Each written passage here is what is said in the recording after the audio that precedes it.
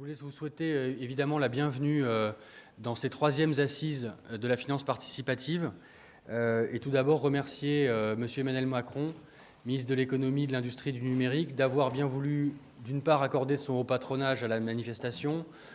Évidemment, c'est peut-être un détail pratique, mais c'est très important pour nous de nous avoir mis à disposition cet amphithéâtre Mendes France pour pouvoir vous accueillir.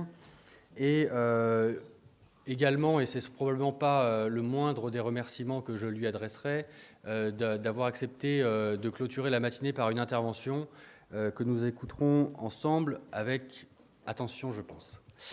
Je remercie également le ministère de la Culture et de la Communication de nous avoir accordé son haut patronage et enfin, bien évidemment, très chaleureusement, tous nos partenaires qui, pour certains, nous accompagnent tout au long de l'année, le Crédit Coopératif, le cabinet d'avocats Kramer-Levin, le groupe Caisse des dépôts, et puis ceux qui ont choisi de soutenir plus spécifiquement les assises, Anaxago, KissKissBankBank et compagnie, et puis Grâce à Voix et Mangopay.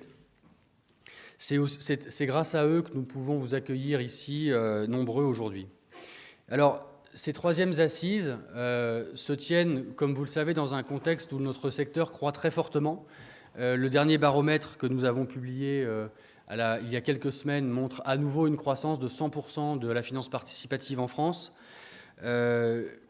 L'association Financement Participatif France regroupe désormais 67 plateformes contre 51 en 2014, ce qui fait d'ailleurs au passage les entreprises de financement participatif des entreprises de financement participatif le plus important contingent d'entreprises françaises dans le domaine de la FinTech.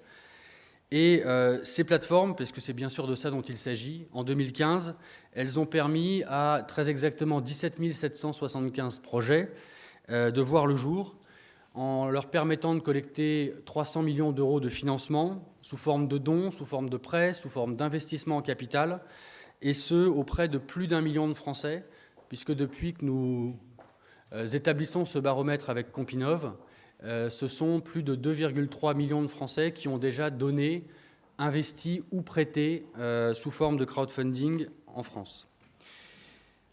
Aux côtés de ces 67 membres plateformes, l'association regroupe 76 membres dits de l'écosystème qui contribuent et ardemment à la promotion et au développement de la finance participative en France. Chacun d'eux, comme nous tous, étant attaché, je crois, à une chose très importante à mes yeux que permet le crowdfunding, c'est-à-dire de flécher finalement l'épargne des Français vers l'économie. Le financement participatif, pour en donner peut-être une définition qui figure dans la charte de déontologie de Financement Participatif France, est en effet un outil de collecte de fonds opéré via une plateforme Internet, chaque mot est important, permettant à un ensemble de contributeurs de choisir collectivement de financer directement, de manière traçable, des projets identifiés.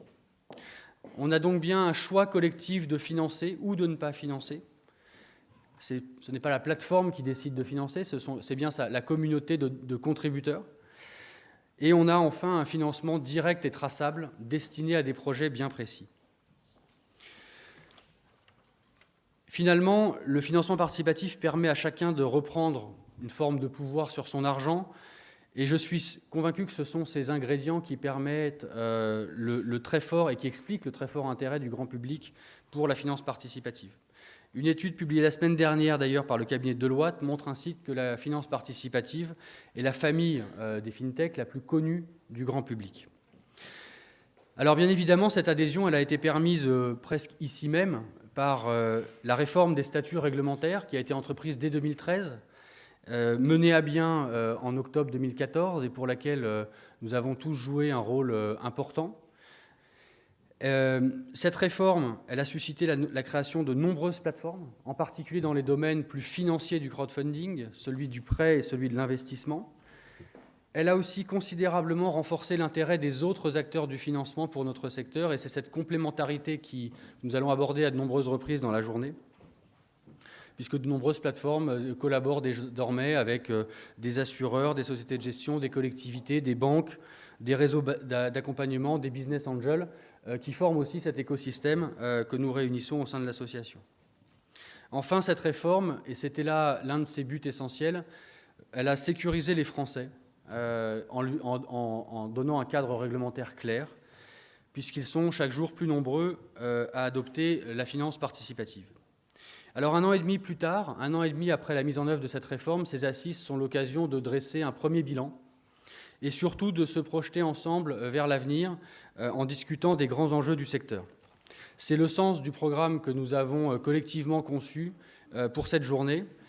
Elle est organisée sous forme de table ronde qui, vous le verrez, donne très largement la part à des intervenants très divers, très peu en fait de représentants du secteur en tant que tel du crowdfunding. Chacune de ces tables rondes, d'ailleurs, petite parenthèse, mais comporte au moins une femme. Et je suis heureux de le souligner parce que je vais à tellement d'événements dans le numérique ou dans la finance où il n'y a que peu de femmes que c'est une fierté. Et ces tables rondes, elles seront animées par des journalistes qui ont bien voulu se rendre disponibles justement pour apporter un regard un peu extérieur, un peu aussi, j'allais dire, critique, éclairé sur l'évolution de notre secteur. Première partie ce matin, 3 tables rondes sur les 3 grands métiers, avec 3 débats finalement pour les enjeux clés du don, du prêt et de l'investissement. Ensuite, nous aurons le plaisir d'entendre le ministre. Nous irons tous déjeuner en bas. Et puis l'après-midi sera consacré à des thèmes plus transversaux sur l'internationalisation du secteur et les enjeux justement d'une régulation ou d'une non-régulation à l'échelle européenne. Deuxième table ronde consacrée aux actions publiques et aux actions territoriales pour le financement participatif. Une troisième table ronde qui sera consacrée aux bonnes pratiques et aux enjeux vis-à-vis des contributeurs, des épargnants. Et enfin, dernière table ronde, mais qui ne sera pas la moindre, elle s'attardera sur ce qu'on pourrait appeler l'extension du domaine du crowdfunding, ces nouveaux territoires sur lesquels on ne l'attendait pas nécessairement il y a quelques années et qui désormais font parler d'eux. Je veux parler de l'immobilier, je veux parler de la transition énergétique et même si le crowdfunding en France a beaucoup démarré par la culture, il y a de nouveaux territoires culturels qui sont aujourd'hui investis par la finance participative.